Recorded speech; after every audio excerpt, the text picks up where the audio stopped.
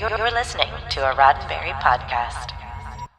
Today is Friday, February 26th, 2021, and this is your daily Star Trek news from the Roddenberry Podcast Network. On today's show, the Section 31 show is on a back burner, as Kurtzman et al. Have no plans to expand the Star Trek universe for now.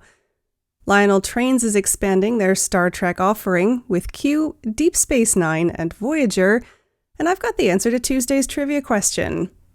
I'm Alison Pitt, and today's show is sponsored by BetterHelp. Get 10% off your first month of counseling at betterhelp.com/DSTN.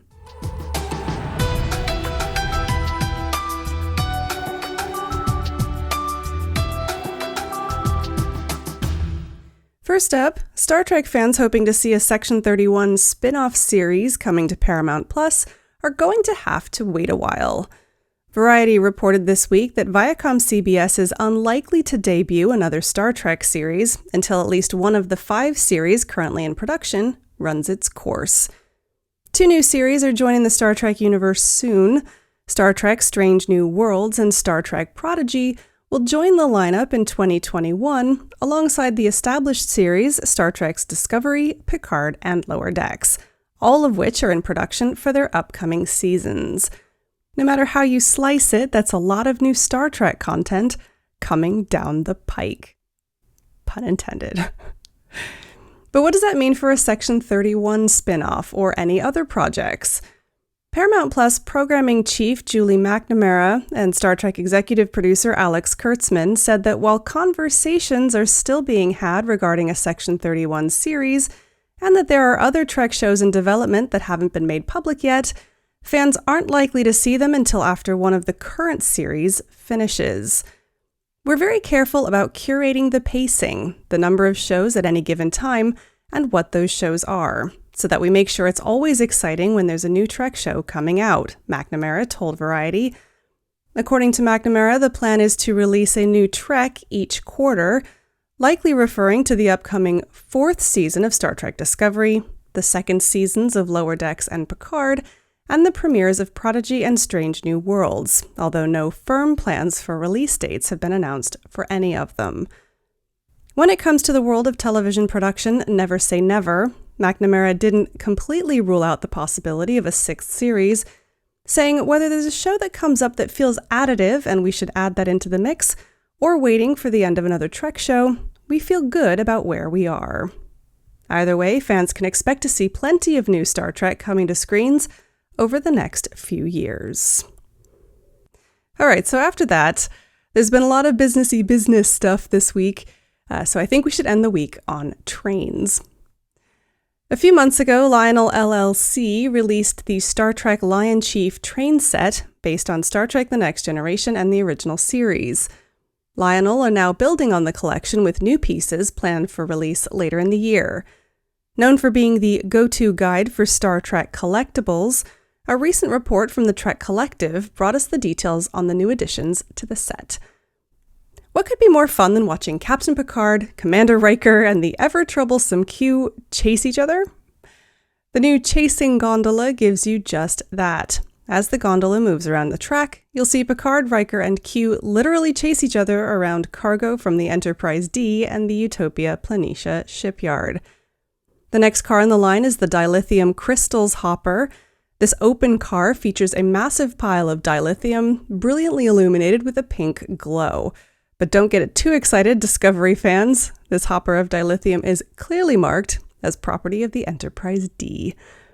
Now there's one more item being added to the TNG line, a small locomotive called the Tmcc Speeder.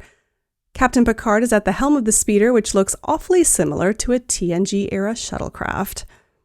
Lionel have also beefed up their range of box cars featuring the captains of Star Trek. The 2020 release brought the Picard and Kirk boxcars, and they've added 2 new boxcars this year, showcasing Captain Sisko of Deep Space Nine and Captain Janeway from Star Trek Voyager. All of these pieces run on Lionel O-gauge tracks and will join the original set, which includes the full TNG Lion Chief train modeled after the Enterprise D, as well as the 10 forward, sickbay, and animated holodeck cars. The TNG Lion Chief set itself is also being re-released, and it's been upgraded to Bluetooth 5.0. You'll be able to use your voice to control the train through the Lion Chief app. You can even record and play custom announcements for your passengers. Now, according to the Trek Collective, we can expect to see the release of these new editions in the third quarter of 2021. For more information, seek out your local authorized Lionel dealer. Now, I've got the answer to Tuesday's trivia here in just a moment, but first, a word from our sponsor, BetterHelp. All this week, I've been telling you about BetterHelp's affordable, convenient, and professional online counseling service, but you don't have to take my word for it. Go to betterhelp.com/DSTN to read what other people have said about the counselors that they've worked with. While you're there, you can also check out what places like the New York Times, Self Magazine, and the Wall Street Journal have had to say. Over 1 million people have used BetterHelp to take charge of their mental health, and you can too. You can start living a happier life today. And as a Daily Star Trek News listener, you can get 10% off your first month of BetterHelp by visiting betterhelp.com/DSTN. And that's help, H-E-L-P. That's H-E-L-P, betterhelp.com/DSTN. And a big thanks to BetterHelp for sponsoring today's show. And now, it's Friday. It's the answer to this week's Trek Trivia. On Tuesday, I asked you, at its peak, the United Federation of Planets was composed of 350 members and had a presence on thousands of planets. But the Federation was founded by just a few. Who were they? The answer? Humans, Vulcans, Andorians, and Tellarites. Despite their differences, the four had been brought together during the Babel Crisis of 2154. Together, they worked to expose Romulan agents intent on inciting war between the Andorians and Tellarites. They went on to form the Coalition of Planets in 2155, and later, the United Federation of Planets in 2161. For more Trek trivia, tune in next Tuesday. Well, that's it for today's Daily Star Trek News from the Roddenberry Podcast Network. Don't forget to check out the other great shows on the network at podcasts.roddenberry.com. Daily Star Trek News is produced by me, Alison Pitt, and written by Chris Peterson. Today's show was sponsored by BetterHelp. Get 10% off your first month of counseling by visiting betterhelp.com/DSTN. I'm back on Monday with more of the Star Trek news you need to know. I'm Alison Pitt. Have a wonderful weekend and live long and prosper. This is a Roddenberry podcast. For more great podcasts, visit podcast.roddenberry.com.